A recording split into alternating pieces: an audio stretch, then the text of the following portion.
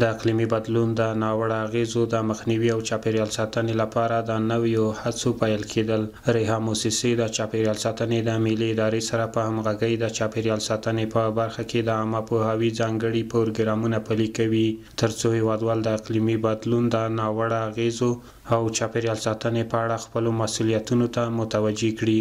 د همدغه هڅو په لړ کې د ریحا موسسې د چاپیریال ساتنې د ملي ادارې او د خپلواکو خبریالانو د ټولنې په همغږۍ سره د هیواد د پلازمېنې اړوند رسنیو خبریالانو ته د چاپیریال ساتنې په اړه روزنیز سیمینار جوړ شو چې د رسنیو خبریالانو د مسؤلیتونو په هکله پکې نوي بحثونه ترسره شول. که څه هم دغه ډول پروګرامونه خورا ډیر ګټور دي د خبریالانو لپاره، په دې ټول پوهیږي چې تغییر اقلیم یا اقلیمي بدلون یوه نړیواله موضوع ده چې یوازې خبریالان نه بلکې د ټولنې هر وګړی باید په دې پوه شي چې د تغییر اقلیم پر وړاندې څنګه مبارزه وکولی شي. او بیا خبریالانو لپاره دا ډول ورکشاپونه دایرول خورا ډیر ګټور دي ځکه چې خبریال د ټولنې هر وګړی د تغییر اقلیم پر وړاندې پوهوي او عامه پوهاوی ورکوي.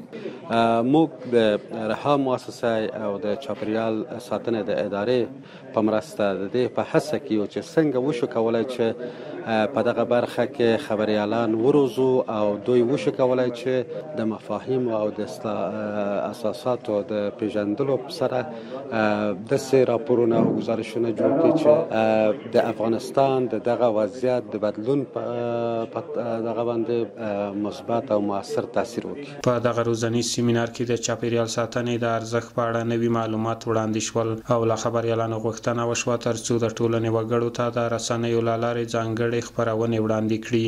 چېرته موږ او تاسې په دې کې لاس سره یو کو په عامه پوهاوي کې دا موږ او تاسې ډېر زیات لاسته راوړنې په دې اړخ کې ولرو ځکه د عامه پوهاوي دپاره موږ علماو سره مجلسونه هم کړي، بیا هم ورسره کوو، د سپین ږیرو سره هم کوو، د مسؤلینو سره هم مجلسونه کړي دي چې هغوی په دې اړخ کې باید کار وکړي. خو مخکې ما تاسو ته وویل چې رسنۍ کولی شي چې جامعه په یوه لاره باندې روانه کړي. نو تاسې به کوشش کوئ چې زموږ سره په دې اړخ کې لاس یو کړئ.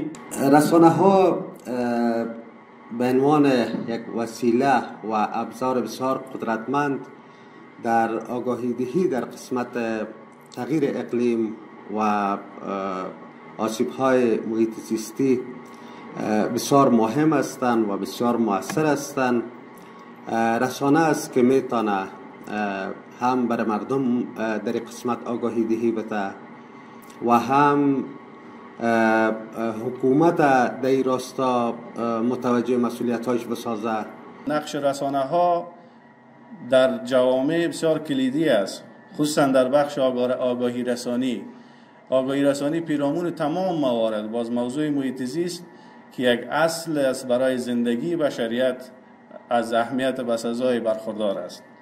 ترویج فرهنگ محیط زیستی، رسانه ها در ترویج فرهنگ نقش بسزایی را دارند و در صورتی که معلومات تکنیکی محیط زیستی و تغییر اقلیمی با دانستنی های محیط زیست رسانه‌ای یک جای شود، میتونه ما در جامعه یک تغییر بسیار خوبی را در پیرامون حفاظت محیط زیست و سازگاری با تغییر اقلیم داشته باشیم. د رسنیو دپاره د مسئولینو دپاره د متخصصینو دپاره دغه شان روزنیز پروګرامونه جوړ کو. دا به ډېر یو عمومي پروګرام وي. دا یادونې وړ ده چې د لویو صنعتي هیوادونو د نه پاملرنې له امله ورځ تر بلې د اقلیمي بدلون ناوړه اغېزې زیاتېږي چې د ځمکې تودوخه د لوړېدو په حال کې ده او د زیاتو سیلابونو راوتلو، زلزلو او نورو ناوړه بدلونونو د رامنځته کېدو لامل ګرځېدلي دي. که څه هم افغانستان د اقلیمي بدلون او چاپیریال د ککړتیا په برخه کې کمه ونډه لري، خو د نورو صنعتي هیوادونو په ځانګړې توګه د چین هیواد د ناوړه اقلیمي بدلونونو څخه اغېزمن شوی دی.